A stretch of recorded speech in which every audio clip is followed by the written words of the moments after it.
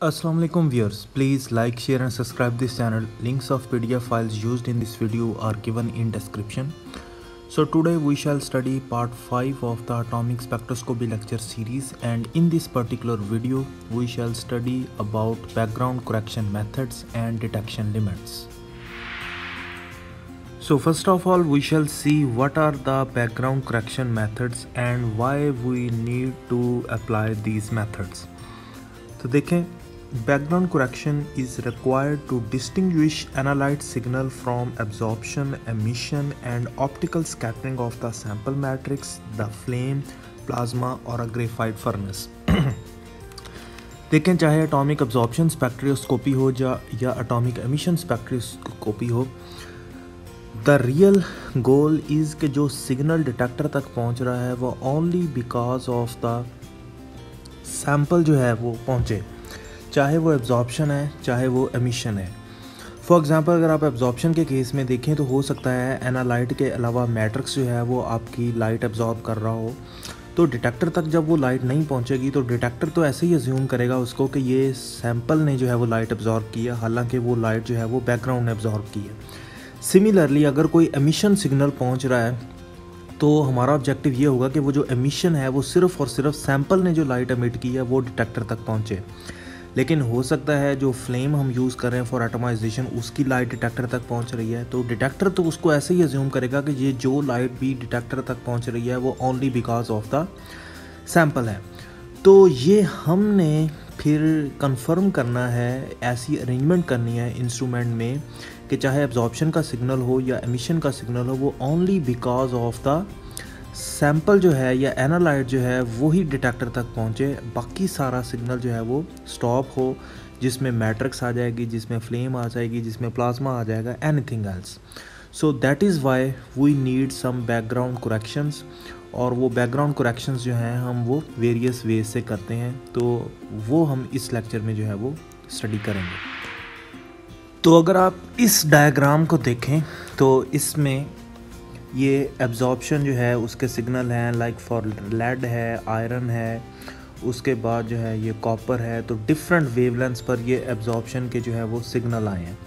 For example अगर आप copper को देखें और ये अगर आप यहाँ पर स्ट्रेट लाइन ड्रॉ करें तो कॉपर जो है वो इस वक्त absorbance at approximately signal of 1 जो है वो शो कर रहा है। लेकिन अगर आप बैकग्राउंड में देखें तो सबकी जो बैकग्राउंड है दैट इज़ कांस्टेंट। तो इसका मतलब है कि जो हमारा एक्चुअल एनालाइट का सिग्नल है वो यहाँ से लेकर यहीं तक ही है, बाकी सारा ये जो नीचे सिग्नल है ये due to the absorption by the matrix आ रहा है। तो इसका मतलब है कि अब हम यहाँ पर एग्जैक्ट जो एब्जॉर्बेंस की है कॉपर ने वो 1 नहीं देंगे, बल्कि उसमें से जो एब्जॉर्बेंस मैट्रिक्स ने जो है वो एब्जॉर्ब किया वो हम डिटेक्ट करेंगे उसमें। तो यहाँ तक जो है this is the actual signal जो कि कॉपर की वजह से आया है, और इसकी बेस पर ये जो बैकग्राउंड सिग्नल आया है this is due to the matrix आया। तो हम जब भी अपनी फाइनल कैलकुलेशंस करेंगे तो actual signal minus background signal करेंगे तो वो जो हमारे पास वैल्यू आएगी that will be the exact value of absorption by that element.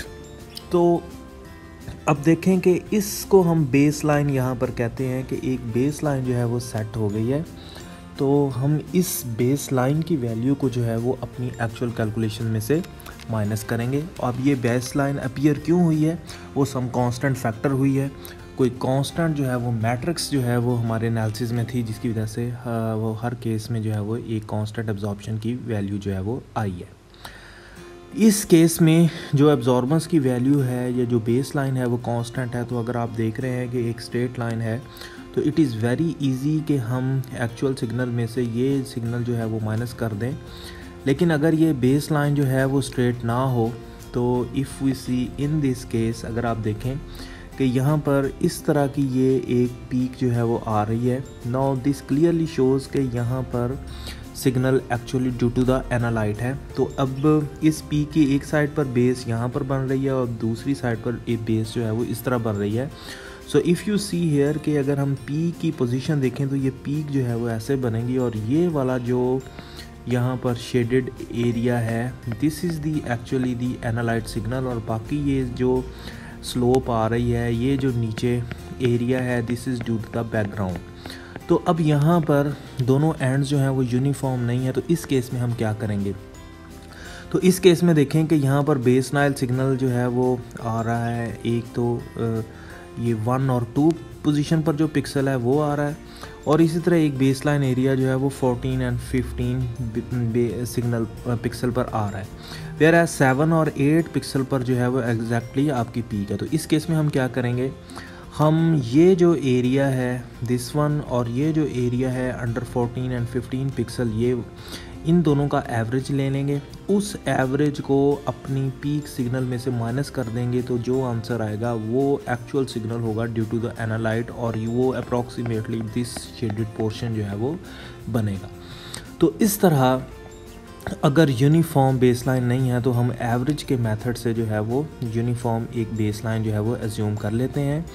जितने भी इंस्ट्रूमेंट्स होते हैं उनमें ये फिर ऑप्शन होता है कि हम पीक्स को मैनुअली इंटीग्रेट करते हैं और ख़ुद जो है वो सिलेक्ट करते हैं कि कितना पोर्शन जो है वो एज्यूम करना है due to the analyte peak, और कितना पोर्शन जो है वो हमने एज्यूम करना है due to the matrix effect. तो इस तरह हम एनालाइट का सिग्नल के कॉरस्पॉन्ड जो है वो कैलकुलेशंस अपनी परफॉर्म करते हैं। देखिए, इन दोनों मेथड्स में अभी हमने कोई बैकग्राउंड करेक्शन मेथड जो है वो अप्लाई नहीं किया है, हमने जस्ट इंडिकेट किया है कि हाउ बैकग्राउंड इफ़ेक्ट्स या मैट्रिक्स इफ़ेक्ट्स आवर कैलकुलेशंस। तो अब उनको रिमूव करने के डिफरेंट मेथड्स हैं। तो उनमें सबसे पहले जो है वो हम देखते हैं कि in case of atomic absorption spectroscopy अगर आप देखें तो हम एक मेथड अडॉप्ट करते हैं which is also called as electrical modulation और on and off hollow cathode lamp, और हम इसको बीम चॉपिंग मेथड भी जो है वो कहते हैं।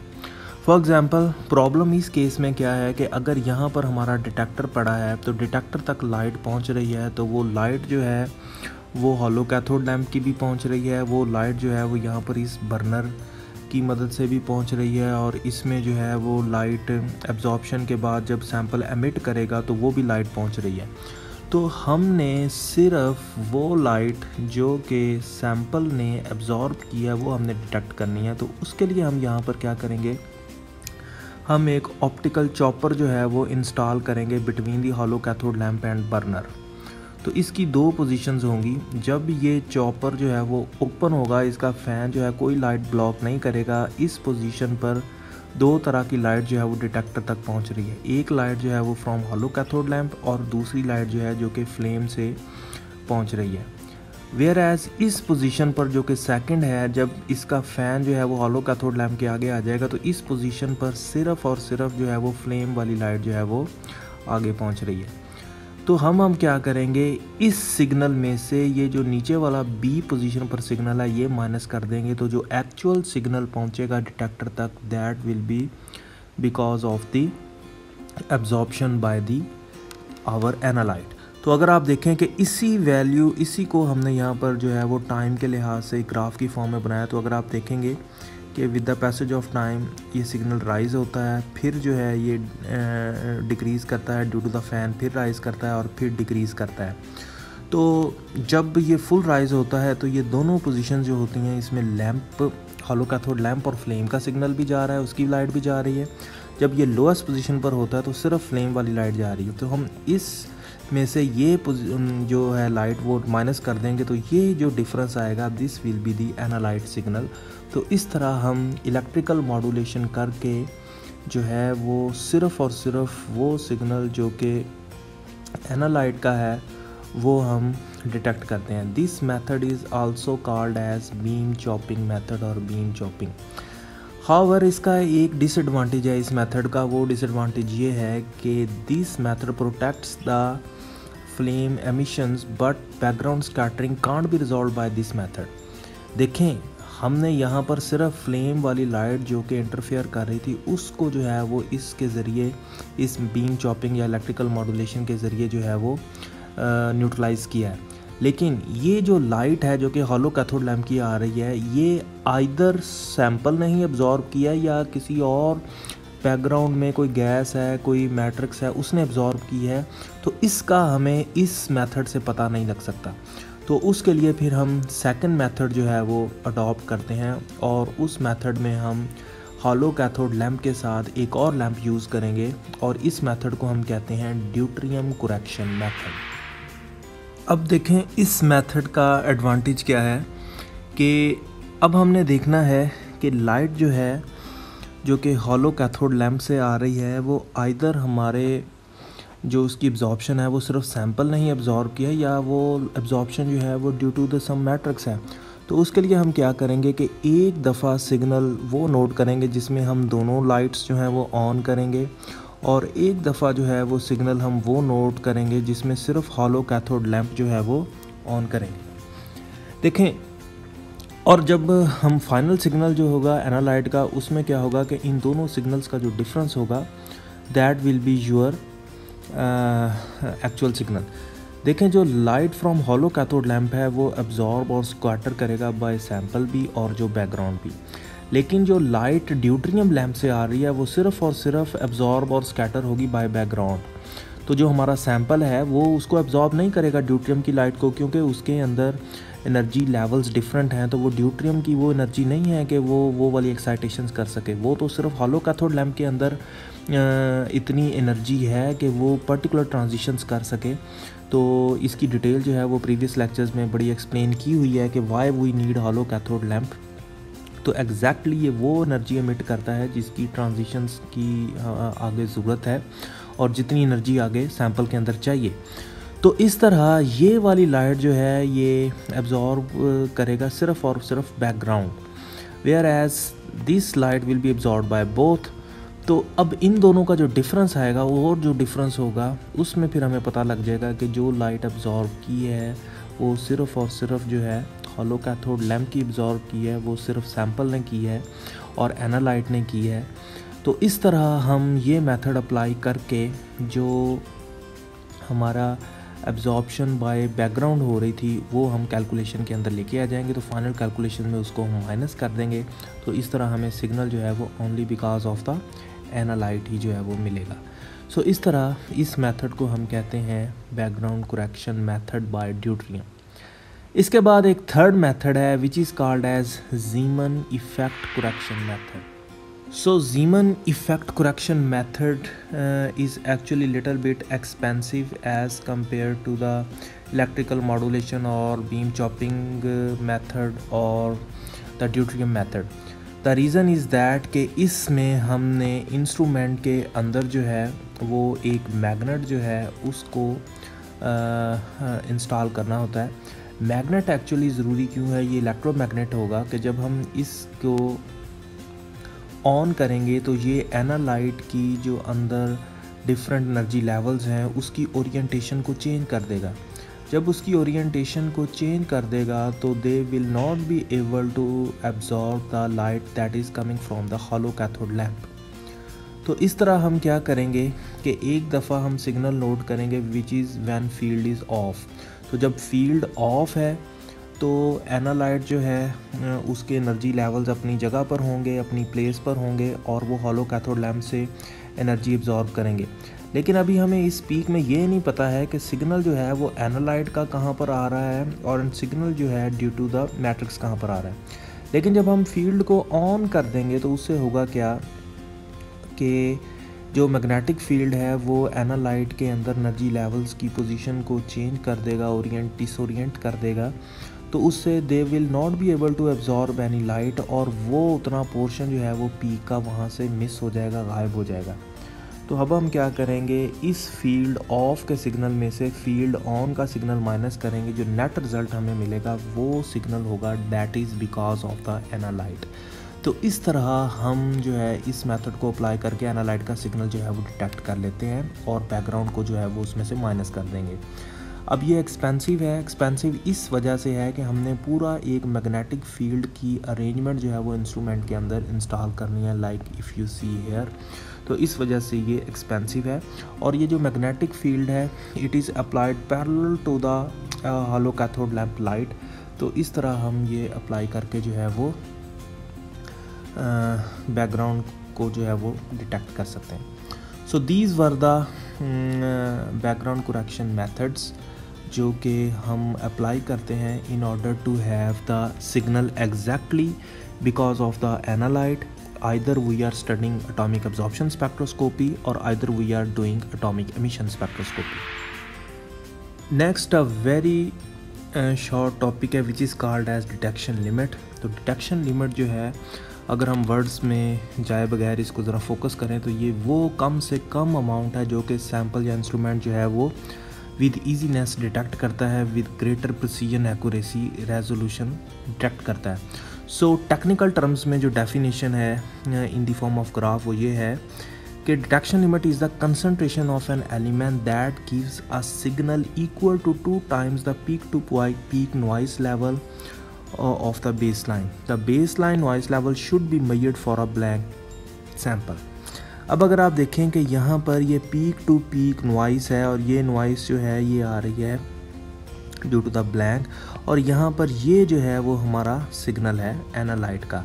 अब इस सिग्नल की जो लेंथ है total, it should be 2 times the peak to peak noise level. तो इस नॉइस से 2 times जब इस सिग्नल की लेंथ जो है वो होगी तो तब हम कहेंगे कि यस जो सिग्नल है इट इज़ डिटेक्टेबल, और इतनी कम कंसंट्रेशन अगर है तो ये सिग्नल जो है वो इसको हम एक्सेप्ट करेंगे.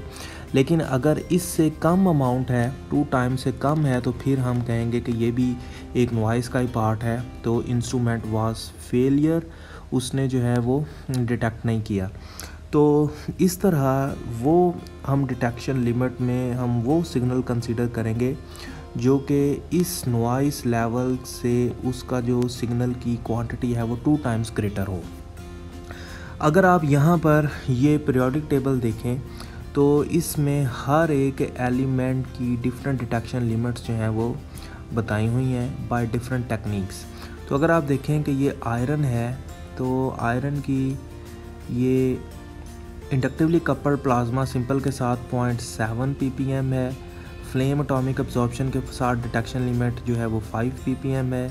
अगर आप ग्रेफाइट फर्नेस यूज़ करेंगे तो 0.02 ppm को भी ये डिटेक्ट कर लेगा.